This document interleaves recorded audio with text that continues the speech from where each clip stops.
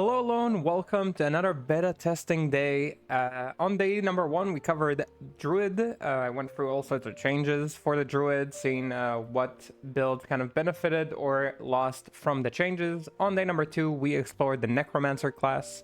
Necromancer got a few interesting changes from the trang-oul changes, which I initially didn't actually pay enough attention to, so maybe this will be a good time to bring them to light, and also a few changes to their skills. So let's go over the Necro changes in total. That's it. Let me pull up the link or the video, and then we can hop into the game and see some stuff that we've been looking into. So first thing I was looking into was the full trang set to see how vampire form can be used. And generally speaking, the main thing I found from vampire form, I also asked a little bit on the Discord to see if people found anything else.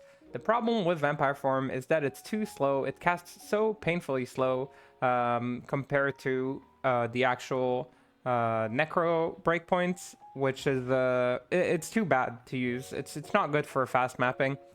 Somebody floated the idea of this may be used for, you know, bossing maybe, where you don't need the FCR as much. And while we can't test bossing right now, I don't think this will be the case, but who knows, maybe some poison bossing early on could use full trangs. That seems very necessary to me. Overall, Poison Nova, Poison Strike were not nerfed, and Corpse Explosion was not nerfed, so Necro gets to keep top 3 bossers in the game for himself, which is pretty cool, because we love Necro on this channel. I was even considering playing some of those builds for season 11, so that's pretty cool for me too. And as far as I tested, like if you compare speed between, you can see now we're playing like the vampire form.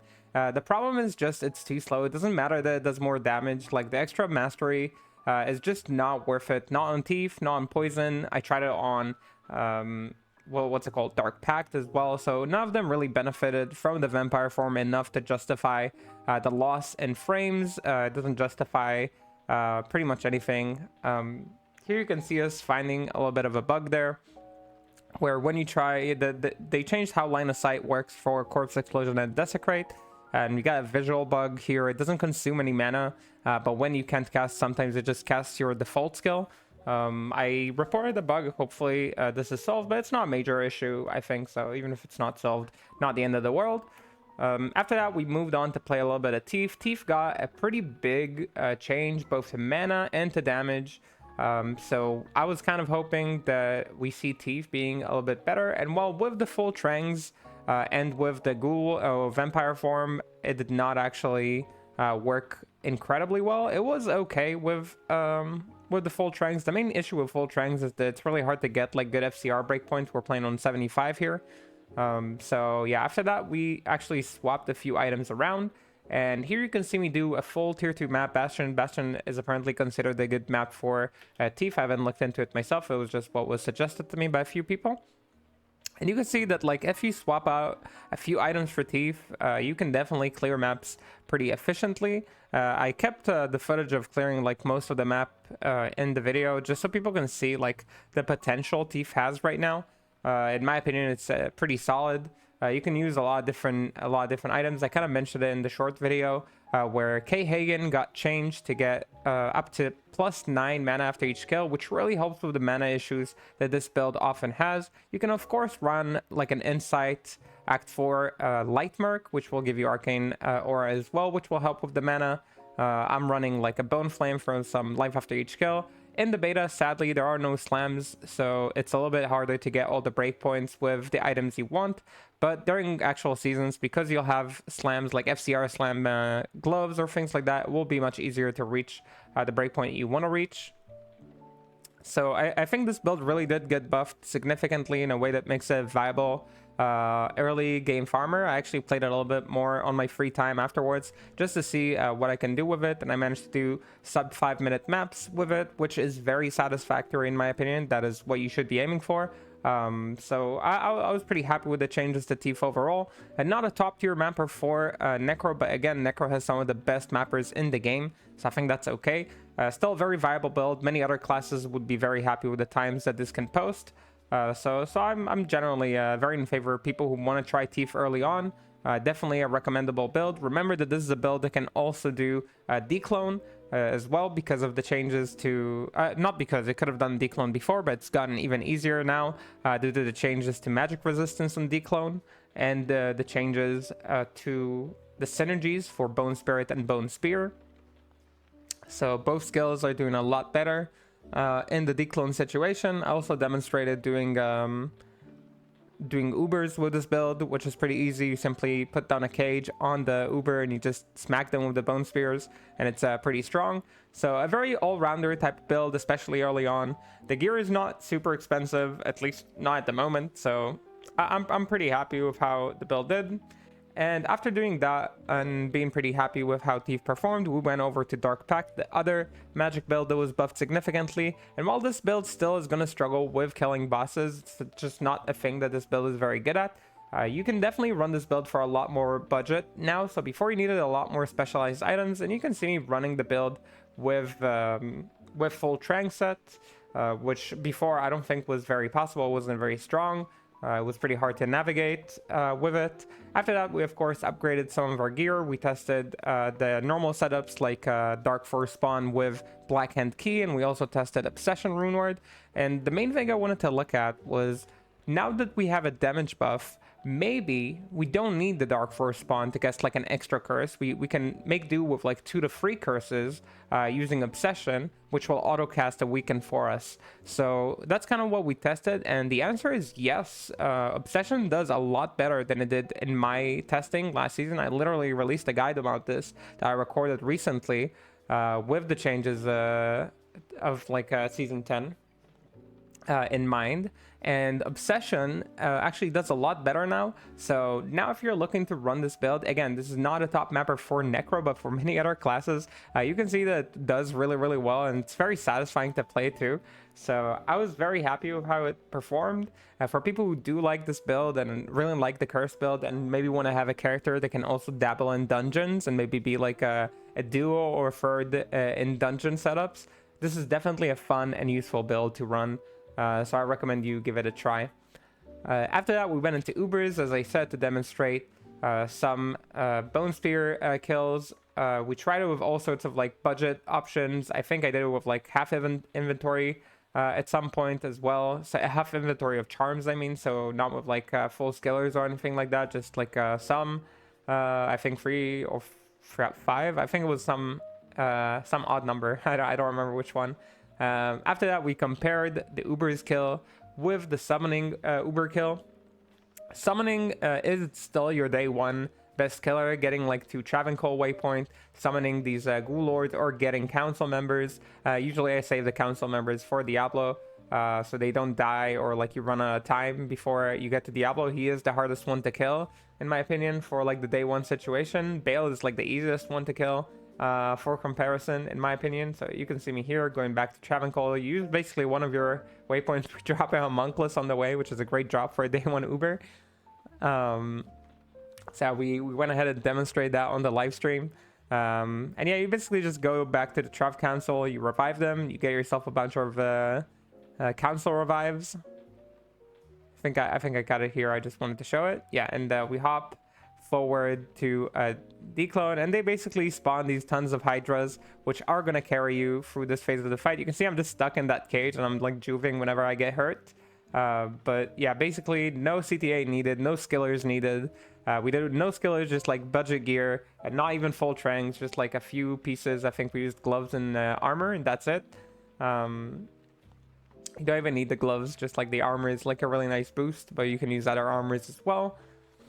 And yeah, that was kind of like the experience. Day 1 still summons, so if I would have to recommend like a leveling structure, I would start with Poison Strike, and then I would move into the golems and the revives, and then you can do your own Ubers. And after that, if you want to transition into farming or declone, you can go into Thief/Bone Spear Necro. Over here, you can see me doing a little bit of a summon test. We tried Eternity plus Sacred Totem, the new Rakanishu head. We tried it with elemental setup, and we tried it with a physical setup as well. And the main thing I was feeling with this build is that you don't have your Phoenix rune ward for sustain, which means you have to chug a lot of pots all the time. which is an issue, like with Sacred Totem. So I couldn't really see the vision, like how do you make this kind of build work? So far I asked on the Discord, nobody could find an answer for me yet. If anybody thinks of like an idea, make sure to share it just so people can explore this new Necro head. So far I haven't found a real use for it other than being like a budget, you know, tier 2, tier 3 option for other builds. We also went ahead and tried to actually kill stuff ourselves so we can summon shamans and see if it works at all, but it's basically like not that strong, and we ended up giving up on the idea. As you can see us cosplaying Rakanishu in here with all our shamans and Fallens. So overall, the new head is cool, it looks great, but is not the best for intense farming. After that, we went ahead and leveled the Necro, try to use Teeth to level a Necro, and you can see that it's not terrible, like it's doing okay. I think we did all the way to Andy, basically, so didn't go too far. I just wanted to see how it performs in the early stages where Poison Strike is so strong, and the answer is, well, it did okay. I would say that Poison Strike is just so good that, yeah, there's just nothing I can say. Poison Strike is really good, okay? Poison Strike is really strong, and you should level up with Poison Strike and normal 100%. It wasn't like bad, it wasn't slow or anything, it was fine. It was just not as good as Poison Strike, and again, when you're being compared to something so strong, then it's really hard to keep up.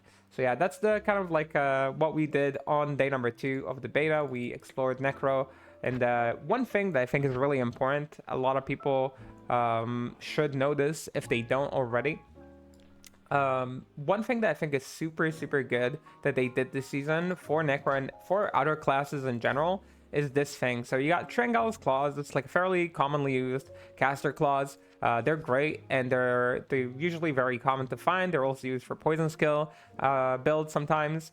So great gloves overall. But then again, you have this Trang-oul's guys that is not used by anyone outside of Necro. In some full trangs situations, usually it's not used too much. But this season, they actually changed the 2-set bonus on the trangs guys. And as you can see, it gives 30 FCR. So what does this mean? This means you have a 2-piece combination, gives you 50 FCR on slots that usually early on might not be the most important, being gloves and helmet, till you get like a really good helmet. The access for 50 FCR off of 2 pieces basically means that a lot of classes can get their FCR breakpoints before they get their racks, before they get like crazy you know, FCR armors or anything like that, and maybe even getting some budget scenarios for Sorceress to reach like 200 FCR early on with this kind of combination. Again, 50 FCR here, and Ondals and like a Viper Magi, that's already putting you at like 180 if I'm not miscounting. So really close. 2 FCR rings and you're basically in the 200s. So I'm going to test that on day number 3 when we explore Sorceress. And I'm gonna keep like experimenting with it, but I was really happy with what they did. And remember, it doesn't have to be the trangs claws. You can use other pieces as well. So some people use the girth early on for the belt for CBF. So if you just need the 30 FCR and you're gonna use different pair of gloves, maybe you need Mage Fist because you're a fire build, you could still do something like this for a lot of FCR gained early on. So these are just things to kind of keep in mind. Things that you can play around with. This change is really meaningful. I don't want it flying under the radar. I want everybody and their brothers using this to your advantage. Don't miss out on this amazing buff to Trang-oul set. This can be used by any class. Remember, any class can use this set. 106 strength requirement, really not that high. So a really nice change to the Trang helmet, which I hope will bring it to other classes. So that is a pretty big thing.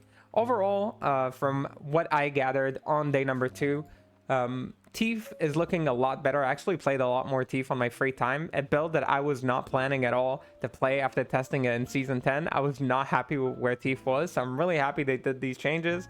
I mentioned in the short video, K. Hagen now can give up to 9 mana after each kill, so you can get a lot of very nice slams. I'm using like a 2-socket one, so you can have better ones, obviously 3-socket ones. You can use 2-skill slams, you can use FCR slams, you can use a ton of things on the K. Hagen. And since this build doesn't need like facets, you don't have magic facets, all your sockets are basically used for more life after each kill and mana after each kill, so you can really match whatever you need. for whatever you like. I've been experimenting with Asylum Merc, like an Act 2 Defiance Merc. I've been experimenting with Act 4 Light Merc.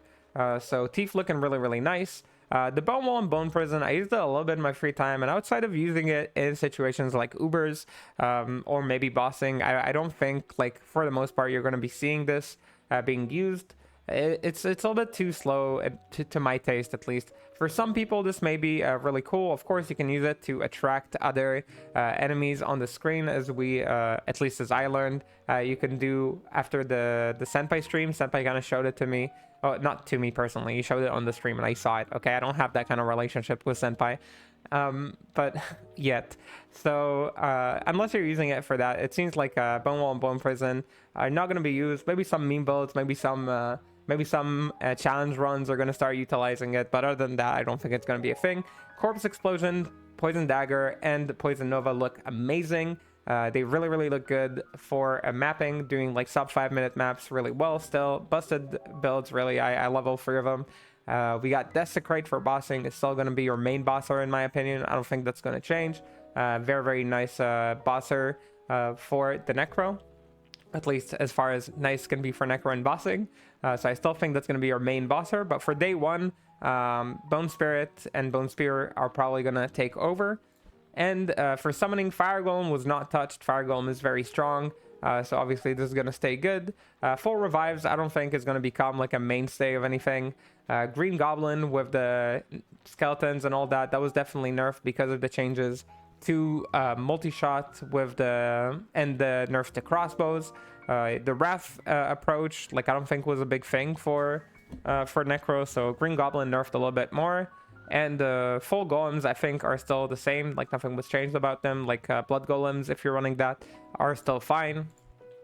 And we got Dark Pact that got buffed by quite a bit. Still not a build for everyone. Obviously, this is a build that is a little bit niche, but I think it's really fun. It's really cool for people who do like these kind of more off-meta approaches. This is definitely a fun build to try out. So I think this is pretty much it for the Necro.